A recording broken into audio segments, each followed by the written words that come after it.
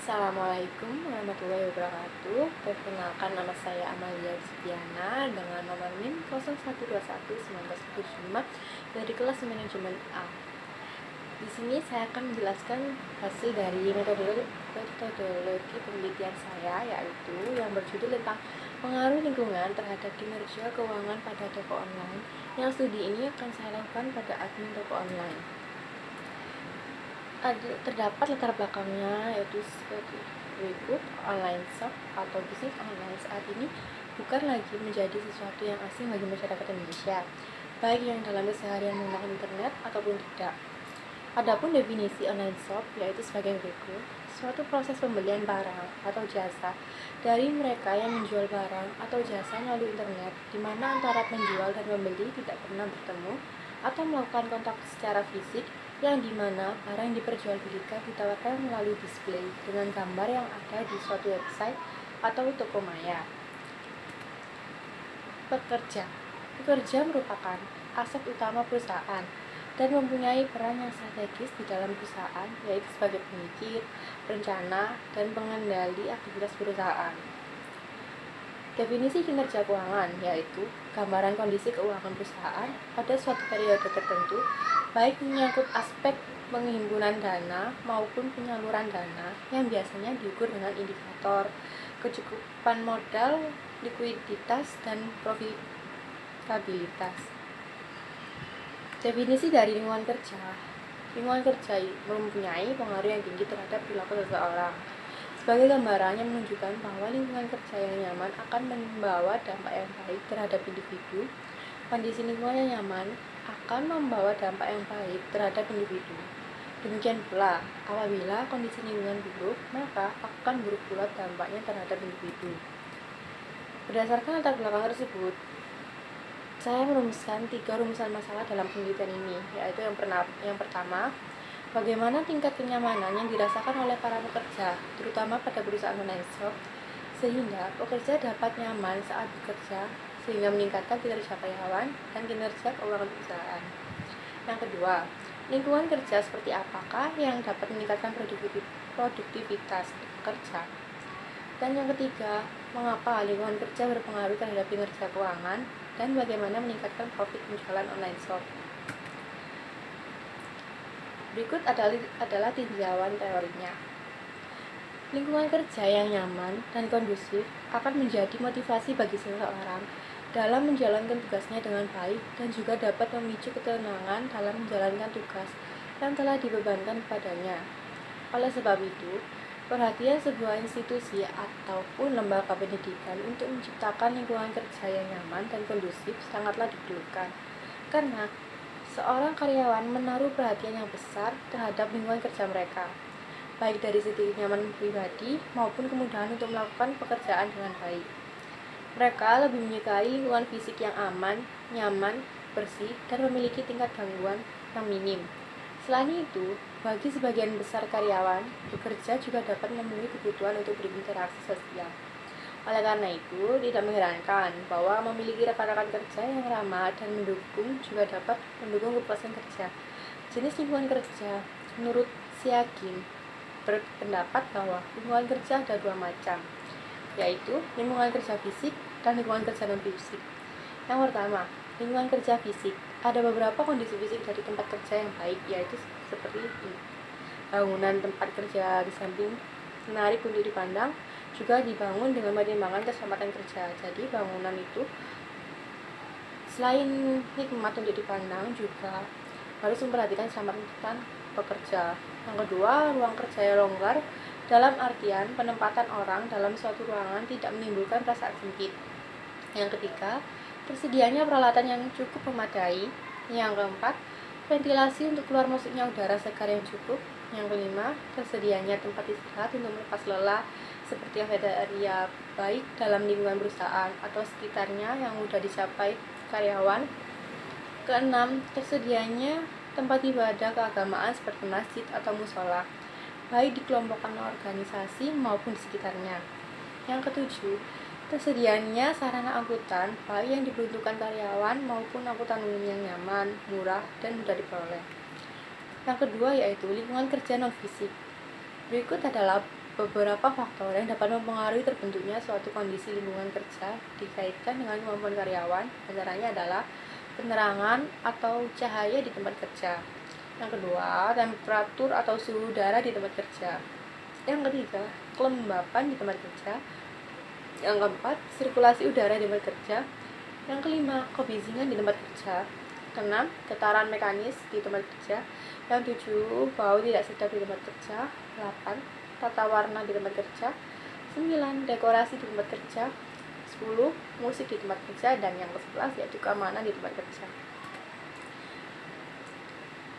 Kinerja keuangan. Kinerja keuangan adalah penentu secara periodik efektivitas operasional suatu organisasi. Bagian organisasi dan karyawannya berdasarkan sasaran, standar, dan kriteria yang telah ditetapkan sebelumnya.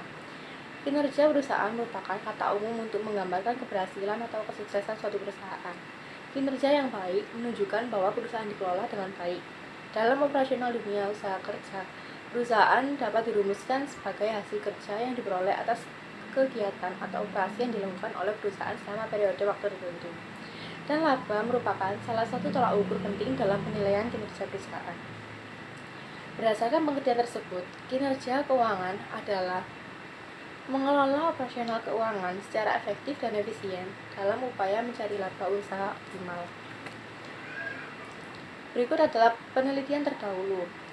Penelitian yang pertama dilakukan oleh Marini Yuniati pada tahun 2019 dan Tapi Rumondang Sari Sirekar pada tahun 2019 dengan judul Pengaruh Kinerja Lingkungan Terhadap Kinerja Keuangan dengan Corporate Responsibility sebagai variabel intervening pada perusahaan manufaktur yang terdaftar di Bursa Efek Indonesia tahun 2015 sampai 2017.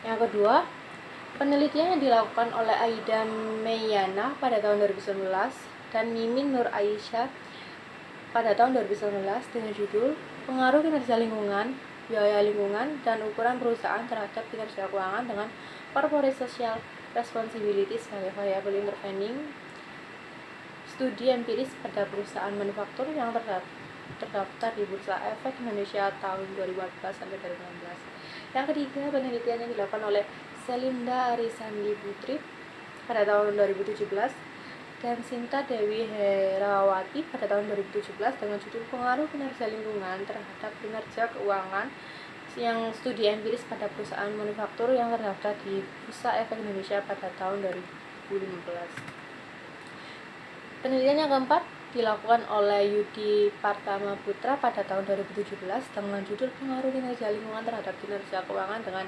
Pengungkapan Corporate Social Responsibility atau CSR sebagai variabel intervening. Dan yang kelima, penelitian yang dilakukan oleh Gregorius Paulus Tau pada tahun 2019 dengan judul Pengaruh Kinerja Lingkungan dan Pengungkapan Lingkungan Terhadap Kinerja Keuangan, studi pada perusahaan manufaktur yang terdaftar di BEI. Metode penelitian. Jenis penelitian yang digunakan dalam penelitian ini yaitu jenis penelitian kuantitatif. Jenis penelitian kuantitatif adalah penelitian ilmiah yang sistematis terhadap bagian-bagian fenomena serta kausalitas hubungan-hubungannya. Tujuan penelitian kuantitatif adalah mengembangkan dan menggunakan model-model matematis, teori-teori, dan hipotesis yang berkaitan dengan fenomena alam. Proses pengukuran adalah bagian yang sentral dalam penelitian kuantitatif karena hal ini memberikan hubungan yang fundamental antara pengamatan empiris dan ekspresi matematis dari hubungan-hubungan kuantitatif. Penelitian kuantitatif banyak digunakan baik dalam ilmu alam maupun ilmu sosial, dari fisika dan biologi hingga sosiologi dan jurnalisme. Pendekatan ini juga digunakan sebagai cara untuk meneliti berbagai aspek dari pendidikan. Istilah penelitian kuantitatif sering digunakan dalam ilmu sosial untuk membedakan dengan penelitian kualitatif. Sumber data penelitian yang digunakan dalam penelitian ini diperoleh dari berbagai cara. Ada 3 cara yang akan saya gunakan dalam penelitian ini, yaitu wawancara, kuesioner, dan alat ukur. Populasi dalam penelitian ini adalah tenaga kerja admin online pada beberapa toko online sebanyak 50 admin. Dan sampel data diperoleh dari metode sampling menggunakan purposive sampling, yaitu dengan persyaratan admin telah memiliki pengalaman minimal 1 tahun dan berjenis kelamin perempuan.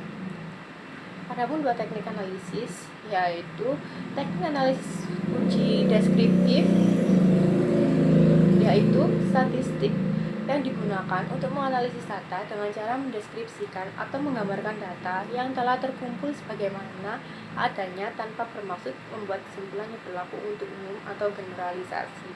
Dan yang kedua yaitu teknik analisis uji inferensi, yaitu analisis ini mengambil sampel tertentu dari sebuah populasi yang jumlahnya banyak, dan dari hasil analisis terhadap sampel tersebut digeneralisasikan terhadap populasi. Dalam statistik inferensial sudah ada upaya untuk mengadakan penarikan kesimpulan dan membuat keputusan berdasarkan analisis yang telah dilakukan. Adapun tahap uji hipotesisnya yaitu yang pertama, membuat pertanyaan mengenai hipotesis nol dan hipotesis alternatif. Yang kedua, memilih jenis distribusi yang akan digunakan. Yang ketiga, menentukan daerah penerimaan dan penolakan hipotesis nol. Yang keempat, menghitung nilai dari model statistik yang dipergunakan. Dan yang kelima, membuat keputusan. Sekian presentasi dari saya. Apabila ada salah kata, mohon dimaafkan.